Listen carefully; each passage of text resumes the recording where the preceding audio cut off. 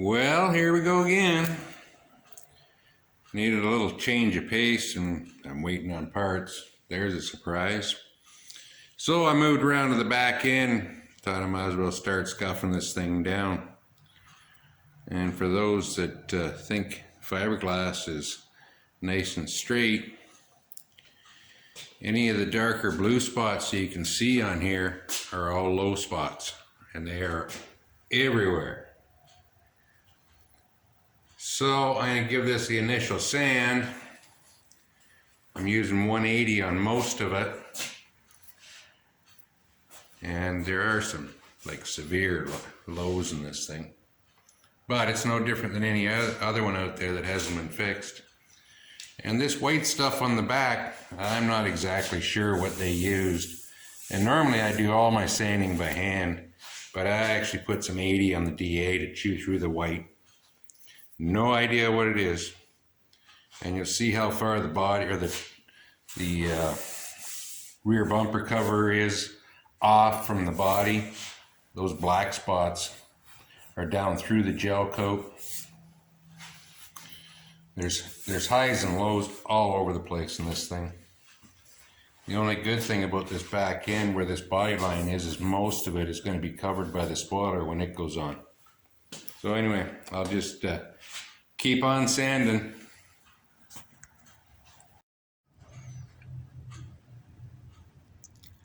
This is going to be tough to see under here, but this piece here is the rear crash bar, which bolts up against the frame members up there, which you won't be able to see, I don't think, with a 1/2 inch bolt through each side.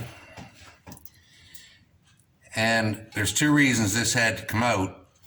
Number one is to get the taillights out, you have to weasel, once this crash bar is out, you have to weasel your hand up in there with a ratchet because the taillights bolt in from the back side. And then the second reason is, I hope you can see,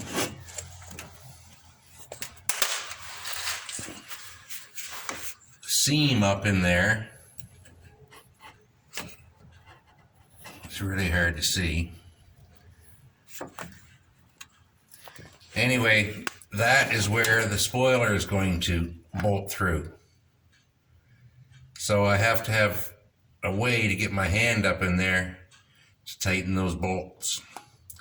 So I'll crawl back out of here and I'll show you the taillights and maybe you'll understand what I'm talking about. So this is the taillight, which mounts from the back. This is a 1 year only thing, and the only way you can get up in there to take the to change a bulb is, number one, you've got to drop the spare tire out of the way. Then secondly, you've got to unbolt that crash bar to be able to just put a bulb in this thing. For me, obviously, to take the taillights out. And this is a 1 year only. Guess what year I have. So I'm going to try and figure out whether I can put like 75 to 79 taillights in this thing when it goes back together, just to make life easier in the future. And I'll just show you where they mount.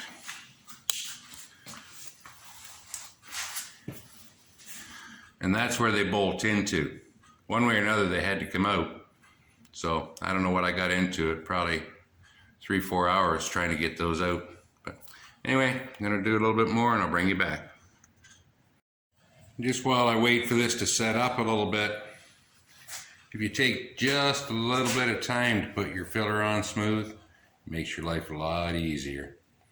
I'm also going to toss a little piece of video in here that I forgot I even shot, just to give you an idea what else I've been up to. And this was, it had to be a couple of months ago. So I'll stick that in here and we'll be back.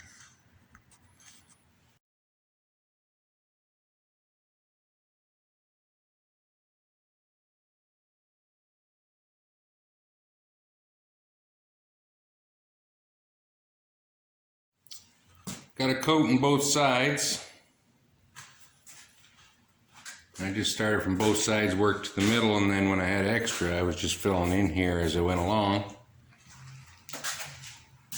And this side here, I have put a second into the lows, which you can see one there and a major one in there. And remember, this is a replacement bumper cover, and whoever put it on, it was up and down all over the place. But it is starting to come. You can look across there. I don't know if you can see straight into the light or not, but we don't have the ridge that was there before. So I'm gonna keep on filling, keep on sanding. Not much excitement in that. So I'll get this finished up, and I'm not sure what's up for next week, but I'll catch you then.